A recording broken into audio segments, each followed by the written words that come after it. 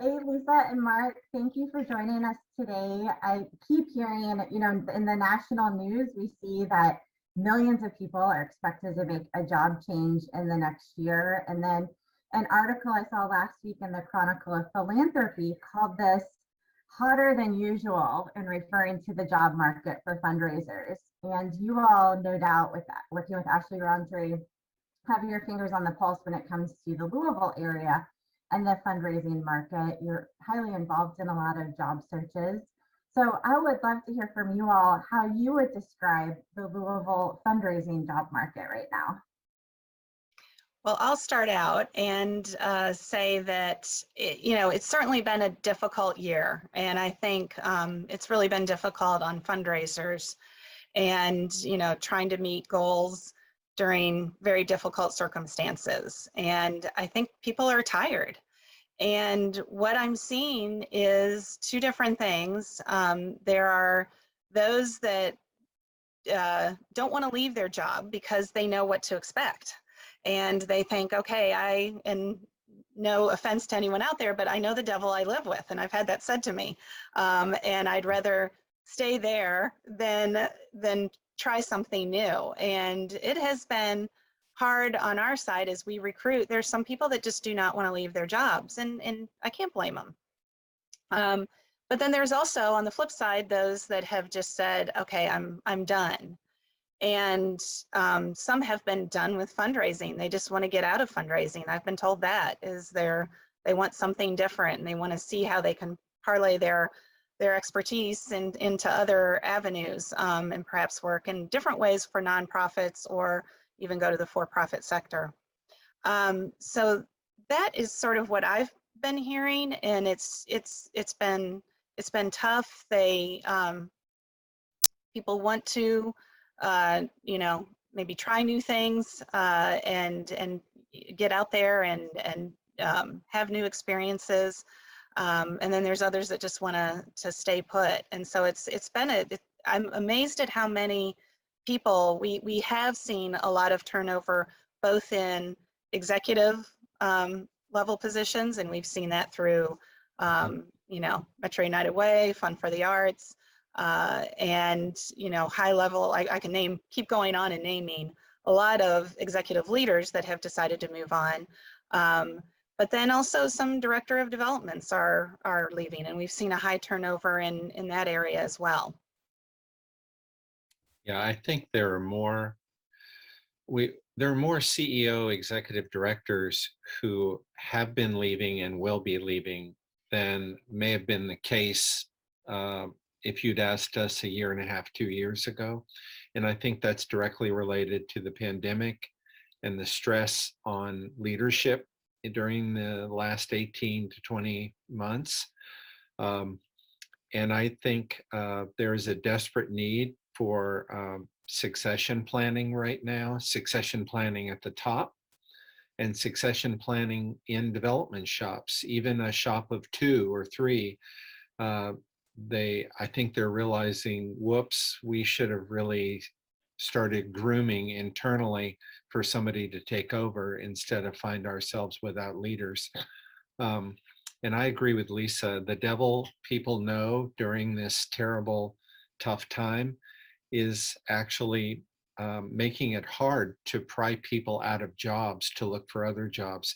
So Lisa, I don't know if you would agree, but I think right now it is more of a seller's market than a buyer's market for fundraising.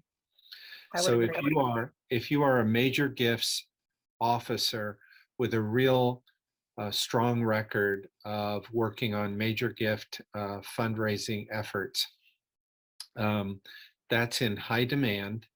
And if you're staying put and not putting yourself on the market, then there are lots of buyers, employers who are looking for that skill set and are struggling.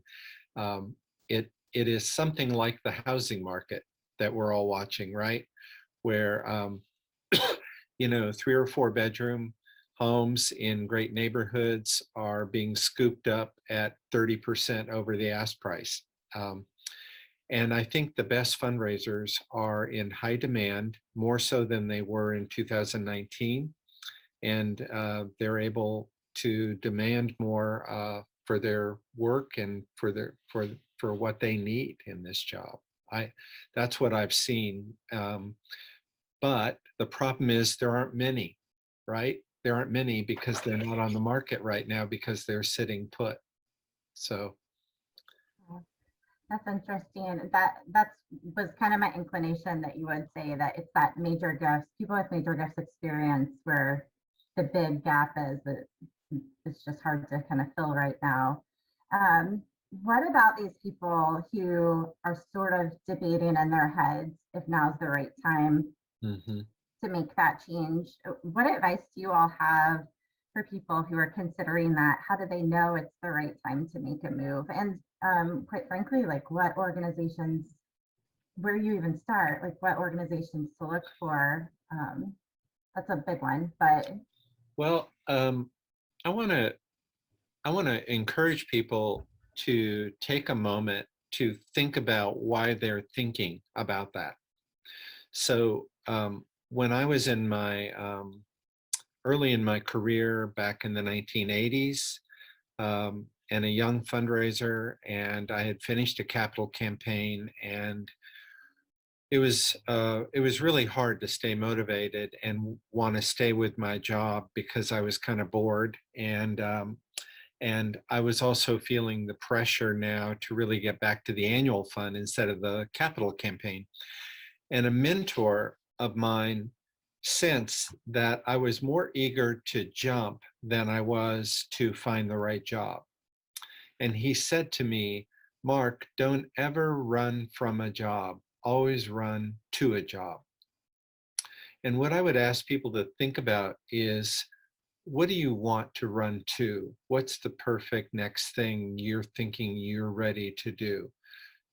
Stop thinking about all the reasons you want to leave and start thinking about all the kinds of jobs you would love to have or opportunities you think you're ready for. And I hope that gives people a reason to not just simply start applying, but actually think strategically about what they want.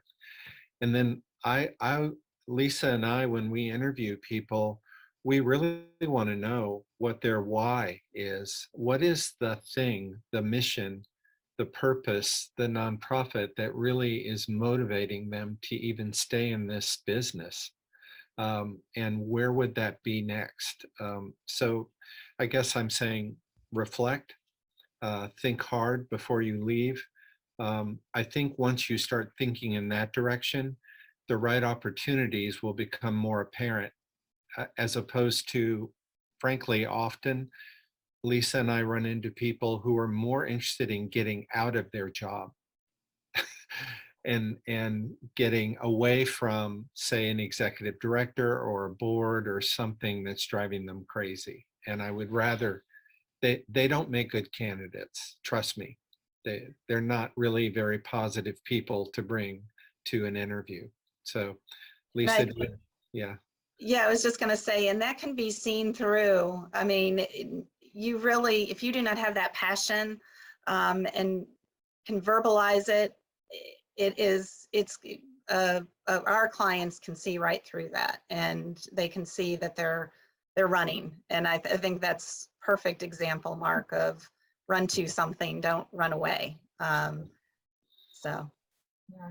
I mean, amen. I can't imagine raising money for an organization where I wasn't passionate about the cause. They'd be miserable there too. I mean, you can imagine, I guess if you're in sales in the private sector and you've been selling insurance and now you're going to go sell financial products, I guess they're companionable, but in our world, it's really hard to jump from a mission of X to a mission of Y to a mission of Z. I mean, you need to be strategic. Now, I had people in 2015, 16, 17 who were calling me who felt called to go into human services and work with the needy, the homeless, the hungry, because they felt that the world was turning in a direction where those people might be left behind, frankly. And they felt like it was time to get out of the performing arts, time to get out of whatever they were doing and move into very essential human service work. So the other thing I would add, Andrea, and this sort of gets to something you and I have talked about before with young people in fundraising. One of the tests I give people to know if it's the right time is, have you been in your current job for at least 3 years? 3 years, really? That's Yeah. interesting. Yeah, I have a little 3-year rule that a supervisor gave me when I was like 23 or 24. And she said, you have to promise me you'll stay in this job for 3 years. And I said, why 3 years? She said, the first year you're on a honeymoon and everything is beautiful. And we love you and you love us. And the second year, you're actually now going to have to come up with your own ideas of things you want to do that we haven't tried before. And we're going to take risks together, you and me. And the third year, we're going to discover if you know what you're doing and if the risk paid off. And you can't know for 3 years whether you really are successful in what you're doing. And I took that to heart. And I've tried very hard and have succeeded, particularly the last 25 years, of staying everywhere I was for at least 8 to 10 years. So we can talk about job hopping later, but this is what I worry about when somebody says, I think it's time to move on, and they've been in their job for 9 months or 12 months or 16 months. And I think of my supervisor, Sue, back in the 80s, who said, no, 3 years, give me 3 years. That's interesting. Well, that is a really good transition to talking about what the resume looks like. I'm going to flip flop our questions and actually dig into, 2020, our resumes are, a lot of us, our resumes aren't what we would have imagined they look like. And I can say that for myself. I never expected to be for a short time at an organization. Yeah. And so people might have gaps in their resume. They might have, it might look like they job hop when maybe it wasn't intentional. It was a 2020 pandemic thing. What are you all advising people when it comes to that? Like in the cover letter, should they try to explain that? Or are you telling employers, hey, you should expect this and be okay with that? What do you think about that? So I would say, yeah, I think you need to be prepared, obviously, and transparent. And with your, the candidate should be prepared and transparent with the potential employer. I do think in a cover letter, Mark and I were talking about this, and I think it is wise to address in a cover letter. Keep it short, don't go on and on and on, but explain if there was a period of time that you had to stop to take care of a relative, or maybe you had a baby or whatever it is, you're taking personal time. Take the time to explain it, don't go on, because I will say for me, when I'm looking at it, that does not, obviously I'm going to address it, but as Mark has said, there are many employers out there who may see the job, and this is your one and only opportunity to state why you had some time off or you did move around a lot. And I'm amazed at how many people can explain that once you know it, but they need to, what I do fear when I do hear of a common, if they keep saying, well, I left there because I didn't like my boss. And then the next one comes up and, well, that boss wasn't great, or the staff, I didn't really, that's telling me something. You're seeing a trend there. So you really need to think about, before you leave, why you're leaving. And as Mark was just saying, but I do think it's important to be covered in a cover letter, and hit upon it. Don't go into all the details, but at least give them a reason for them to want to say, hey, I am going to call this person and do a screening interview with them.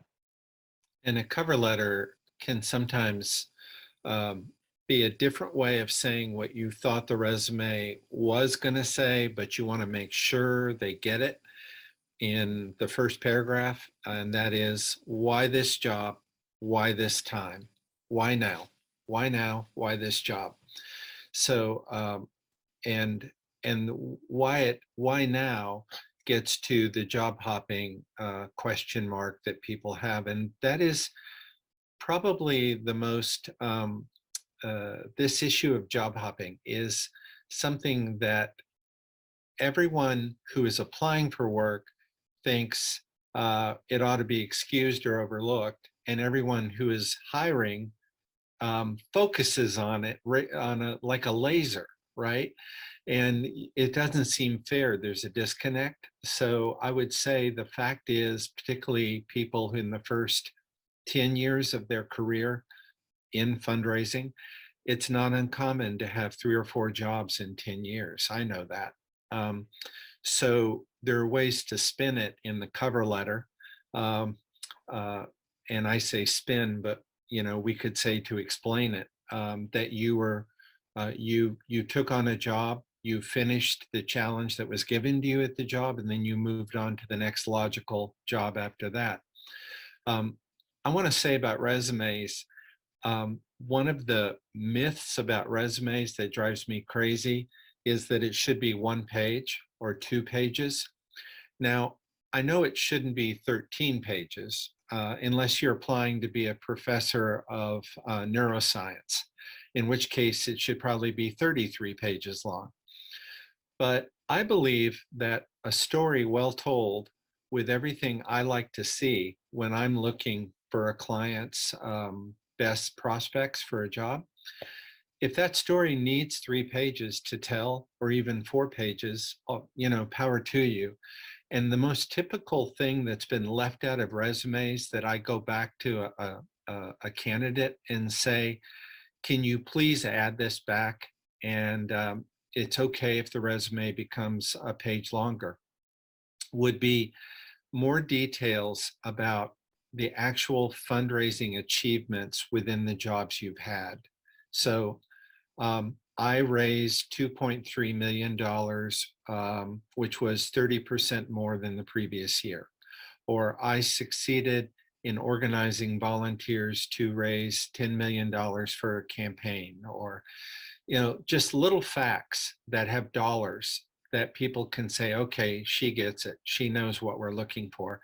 The other thing that I don't see in resumes nearly enough is proof of credibility with volunteerism and volunteers, and that a person actually gets what it means to be a volunteer. And if they've worked on a committee or a board, be it a nonprofit in their community or their church or their synagogue or whatever they're doing in their life outside of work, I like to see the volunteer roles listed. And this is especially important if somebody is trying to break into fundraising from a career path that didn't naturally seem to indicate fundraising. You had better show me as an employer that you have done something in the realm of fundraising or sales. And sometimes I discover that people have all this volunteer work they've done that they didn't put on the resume because they decided it was not relevant. So I also see resumes that are formatted in such a way that it looks like somebody had 3 jobs. I just had one the other day, when in fact they worked for the same organization, but they were promoted twice. So you should move all your jobs under an employer and show the succession of achievement and challenges that you've been able to hit. Don't move them out as if they were separate jobs. It's one employer.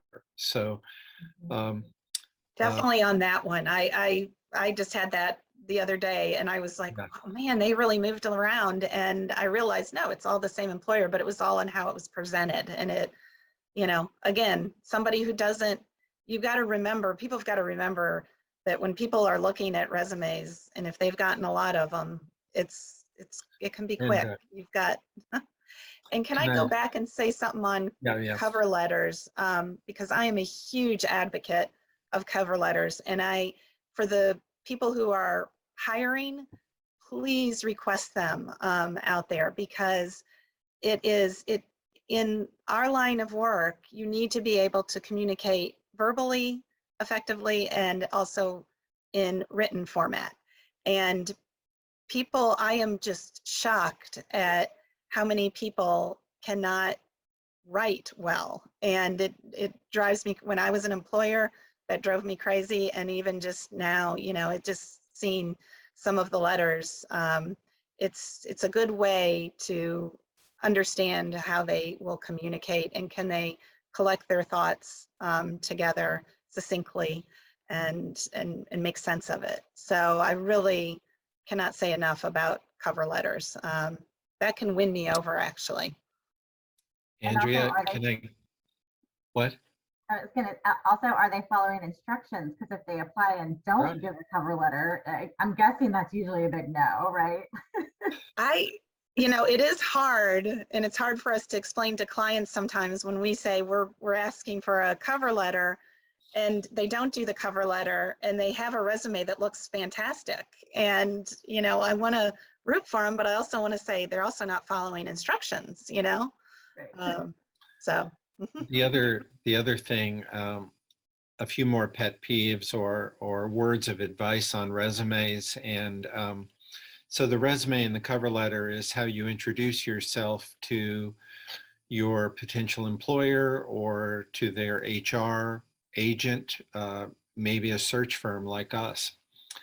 And but it's not the only way people are going to find out about you. So I strongly advise people to go out and thoroughly inspect their social media profile and say to themselves, if I was looking at this LinkedIn or Instagram or Facebook or Twitter, would I feel like this person is a great fit for our culture and for our values?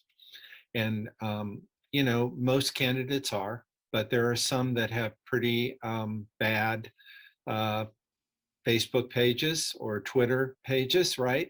And they need to clean that up. Also, if they don't have any social media presence, that's also a bad thing because you're supposed to be connected to the community and networked. And yet, why don't you have a LinkedIn profile? Why don't you have anything out there about yourself? So I would say you've got to build that.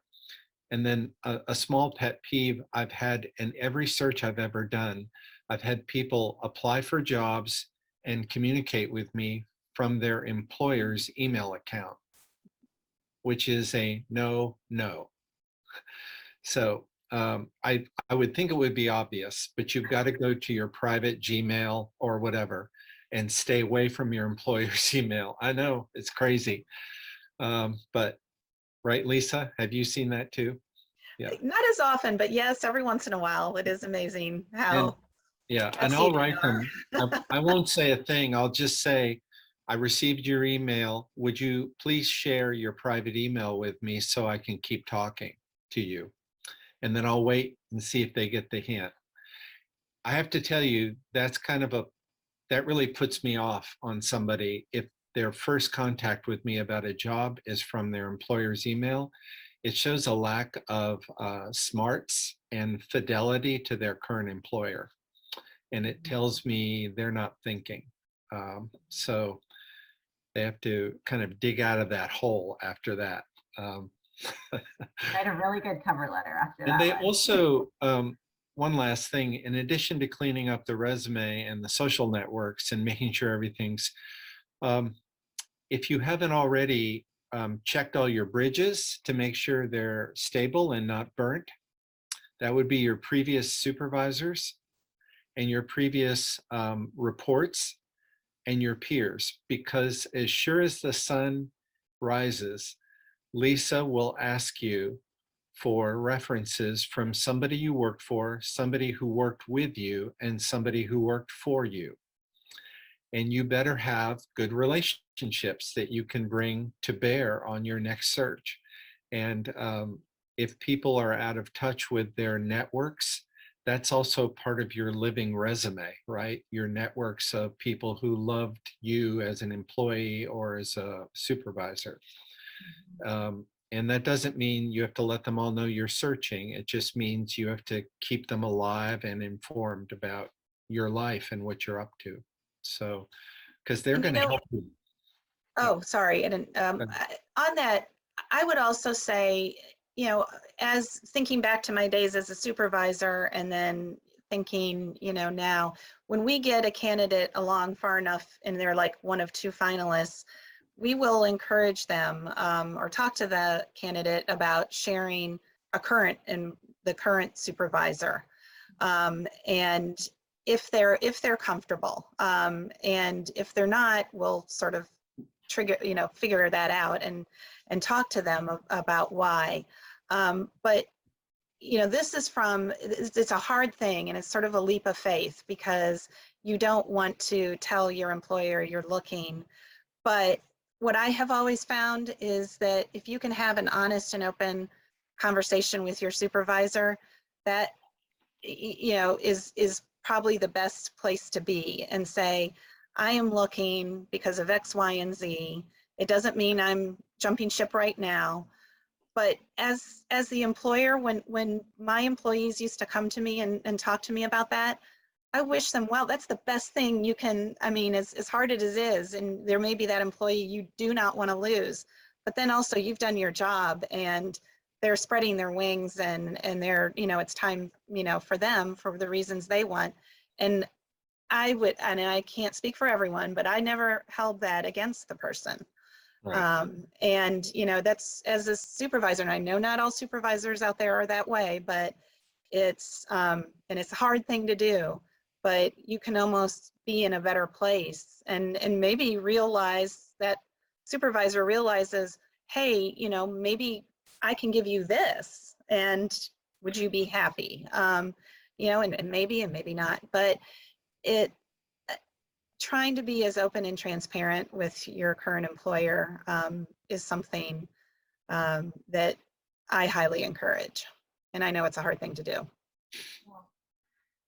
That's really good advice. I haven't heard that before for our field. So that's interesting. Well, you guys are involved in a lot of job interviews, and I just have to ask, what are some of your favorite questions to ask during an interview that really just give you the most information about a candidate? Well, I love a category of questions that HR people classify as behavioral based questions. So a behavioral based question that I like to ask is, tell me about a time in your fundraising career when you made a mistake, or you made a misstep, or you made a bad decision and you really learned from it. And looking back, you're almost glad that you had that opportunity. Can you think of one? And then I just shut up and see if they've got one. And the opportunity for people to tell that story and to make it a positive about what they learned is right there for them. And if they don't take it and run with it, it does tell me that they're not aware of their mistakes, right? Or they don't want to talk about it because they think they won't get hired. Another question that I save for the end of the interview is, we've covered a lot of ground today, and we're interested in you and you're interested in us. Is there anything that we haven't discussed that might stand in the way of you accepting this job offer when it's made? And what I'm looking for is somebody to finally say, I'm worried about the salary, or I'm worried about the hours and the demands on my work-life balance, or I'm worried about the lack of support staff in this job. I had a candidate I asked that question to last month for a job, and he said, now that you bring it up, I'm really worried that there's an administrative assistant that doesn't appear to be highly favored by the staff, and that's all I got. And the person said, what's the status of that person? Because what, am I going to have to fire that person? Will I have a chance to improve that person? And so commute, that's another one. And working remote comes up these days. When I say what stands in the way of taking this job. They're worried about, flex time. And so I like that question. You know, and something on that, Mark, just before you go on to your next one is, Yeah. Again, going to the employers, looking at employers, is don't think that they're not checking you out. So you're doing all this interviewing on the candidate. Right. The candidate is also going to be doing research, and they may pull up, they may say, hey, I've been talking to my, colleagues, and I've heard that this exists at this organization. Can you comment on it? And so, employers should not be surprised if the tables are turned and they're asked some difficult questions. And, I think candidates should do that. I would love to have a candidate, but I'm not going to feed them questions that will embarrass my client. But I love candidates who are very clever and do a lot of research. And one of them asked me once, I noticed that the board chair has been the board chair for like 10 years. Am I right? And I said, yes, you're right. And they said, is it okay if I ask about that in the interview? And I have at it, because that's actually not a good thing to have no turnover, no dynamic change of leadership. And if I'm a fundraiser and I'm walking into a board that's asleep at the wheel with no turnover, no changes, you could ask that during an interview. And that is something, Andrea, that we encourage our clients to do if they hire us, which is what Lisa said, get your act together. Be ready for questions they're going to ask. We give clients questions that are tough questions they might want to be ready for, and get their act together to answer that question. So, but the question I don't like, because everyone asks it, is, what do you consider your what is it, Lisa? Your weaknesses or your shortcomings? Or Yeah. so you can get at that with a behavioral question like, tell me about a mistake you made, or a regret. Regret is another good way to come at weaknesses, which is you've accomplished a lot in your current job. I see you've been there 6 years. You've been through a capital campaign, but was it all a positive experience? Do you have any regrets? Were there any tough times that you'd like to talk about? And just open-ended, let them kind of fill it in, right? See what they say. I think it is in vogue right now, when clients are doing searches, to try to walk people down a road of the same questions for every candidate. And you can feel it when you're the candidate, that it's almost like a machine, right? And I think one way you can get around that is to make the questions for the candidates more personal. That is, they have a chance to reveal more of their real feelings. And you can't ask a lot of things, of course, during interviews legally, but you can ask open-ended questions and see if people will open up a part of themselves, which could help you, frankly, position yourself as a candidate to be hired, by saying, I want to tell a personal story from my life. I was hiring for an organization that works with sort of second chance hiring of people out of prison, or people in addiction recovery, people who have been homeless and are getting on their feet. And a woman during the interview, about 40 minutes into the interview, revealed that not just her son, but she herself were both successful recovering addicts. And I said to her, why did you save this for the end of our time together? I wish you would have made that your headline when I first met you. And she said, I'm a little embarrassed by it, and I don't tell everyone. So I would caution candidates to prepare information that really explains where your heart is leading you to this mission, and put that up front, because people won't feel comfortable asking you why are you personally committed? And maybe you should just tell them so they don't have to guess, right? Anyway, wow, that's a long answer to your question. That's good. Lisa, did you have anything you wanted to add to that? I guess one of my questions I like to ask that it's the last one I ask, and I've been amazed at what I've been told, and it sort of follows in what Mark found out, is there anything that I haven't asked or that you want me to know about you? Oh, yeah. And I've learned that people went to clown school, and I mean it really it's run the gamut of what I've been told. And I like that because I love when they reveal a little bit something that's more personal, but yet not. I mean, it's not deep, in the depth of something very personal, but it's something that speaks to them, and it might talk about a creative side that maybe wasn't coming up in the interview, and that can be important.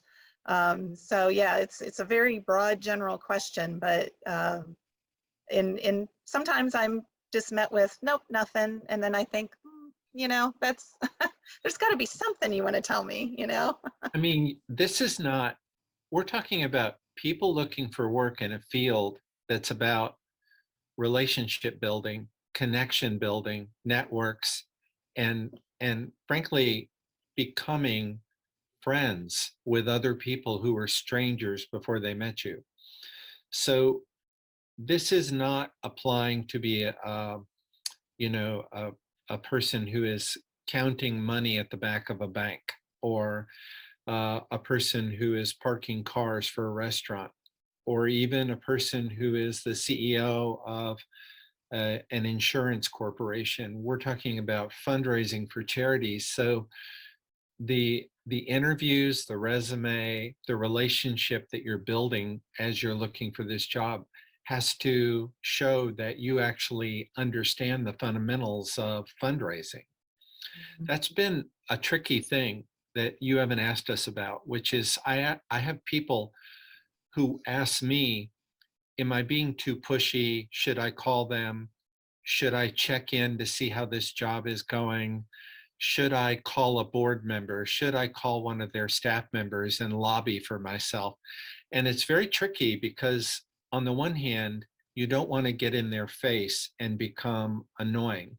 But on the other hand, they expect a major gifts expert to be forceful and to try to close the deal. So the most fundamental thing I tell people is at the end of the interview, close the deal.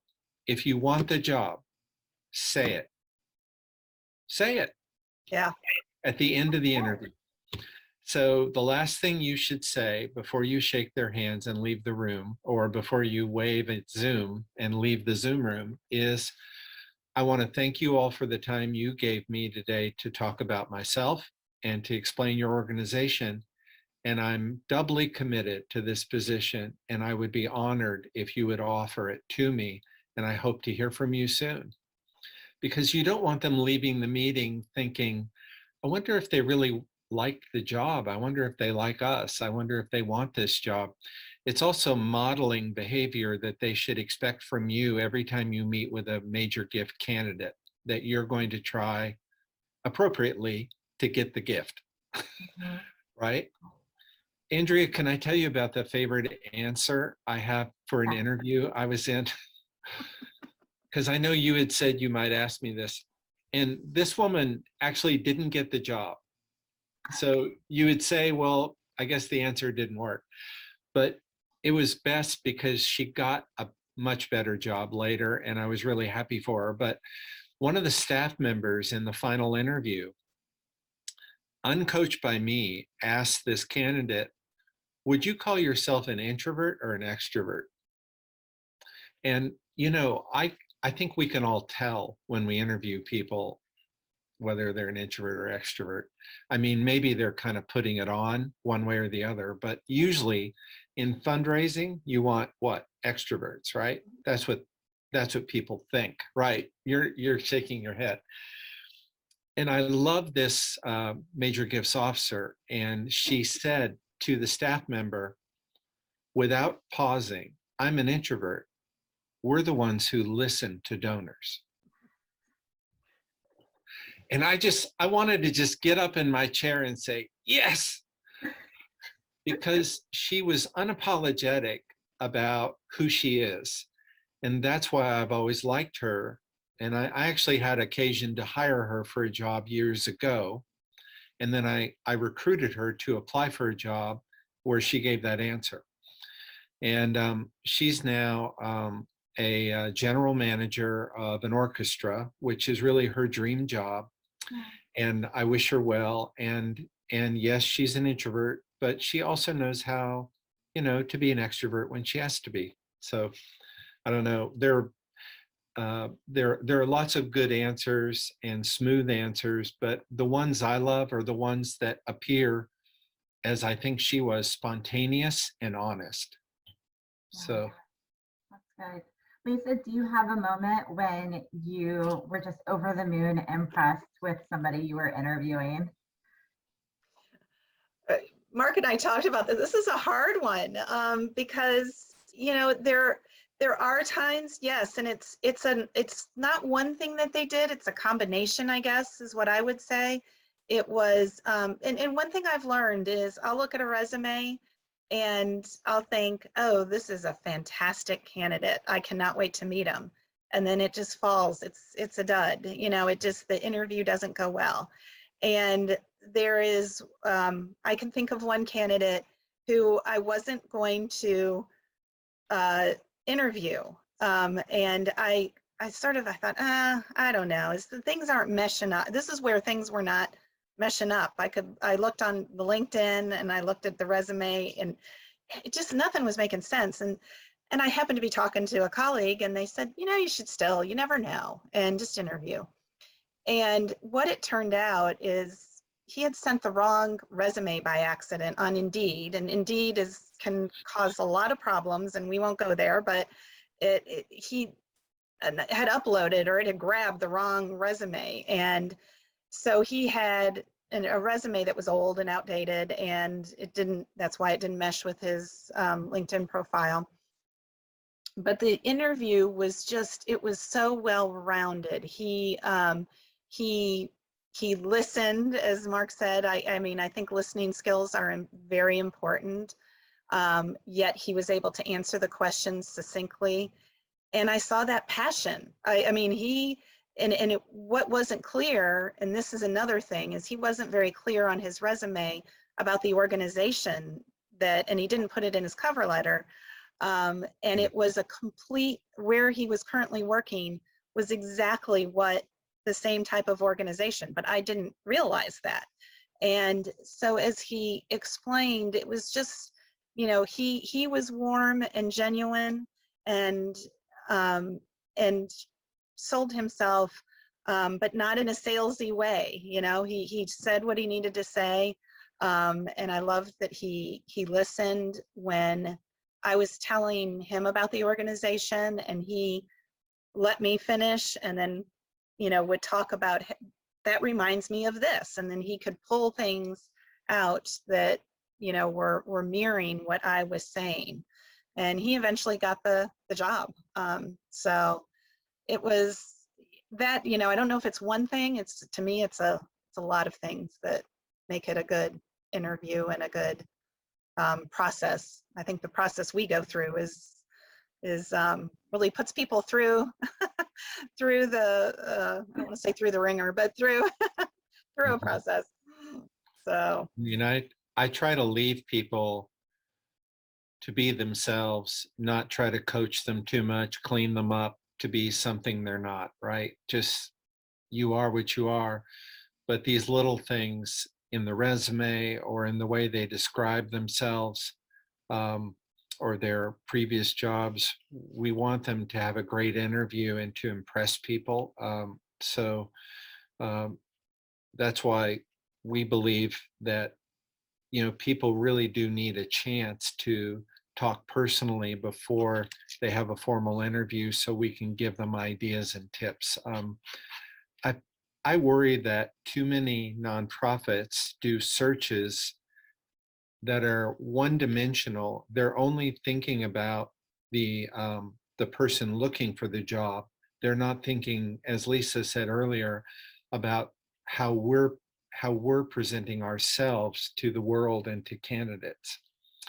So, for instance, when you require a candidate to come in and meet with a bunch of people on their second interview, and they don't know if they're one of 2 finalists or 5 finalists, that's putting people in a very precarious situation. They don't know who they're opening their candidacy up to for public scrutiny.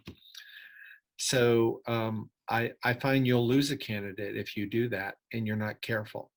And I just want to encourage employers and candidates to be aware of that. And I don't mind a candidate pushing back if somebody's listening to us today and they feel like they're being led into an interview that makes them vulnerable for their current employer finding out. It's okay to push back and say, you know, I don't feel comfortable interviewing with your committee of 14. I will wait until I'm one of 2 finalists or the finalist. Yeah. But I want to make sure that you know that I value my current employer and my current relationship, and I'm not going to jeopardize it. Right. Yeah. We've had candidates do that, and they're the successful candidate. So, you know, they've said, no, I'm not going to, you know, be very public about it and interview with a, you know, huge group or whatever it is until I know I'm the finalist. And that person ended up getting the job. So it was, you know, it does work out. That makes a lot of sense. So last question to kind of dig in a little bit more when you're talking about employers who are looking to hire. It's definitely a market, a seller's market, right? So what tips are you giving them, especially more and more of these places where you post jobs are requiring salaries to be posted. And I find that very interesting as you look at all the different salaries for organizations, salaries, flex time, all the things. What are you seeing, especially any new trends when it comes to employers as they hire? What are you telling them to try to think through other than, you know, how they look and all of that? I think flexibility is probably the key thing that candidates are looking for, and that's usually one of the first questions. In fact, it's more so than salary, but it could be, Andrea, as you've commented, there's so many, almost anymore to post a job, you have to tell the salary.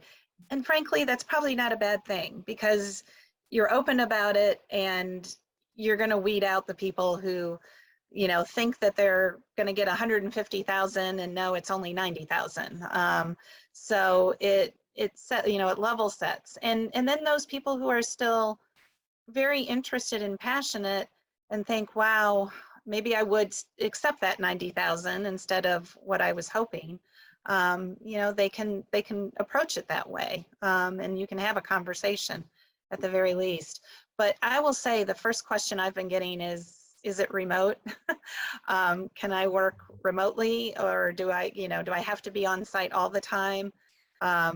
Especially with millennials, and you know, I heard this during my time, even, you know, when I was supervising, that is really important. And I understand, and I think we, in many respects, have learned to work this way on Zoom or Teams or whatever the device is.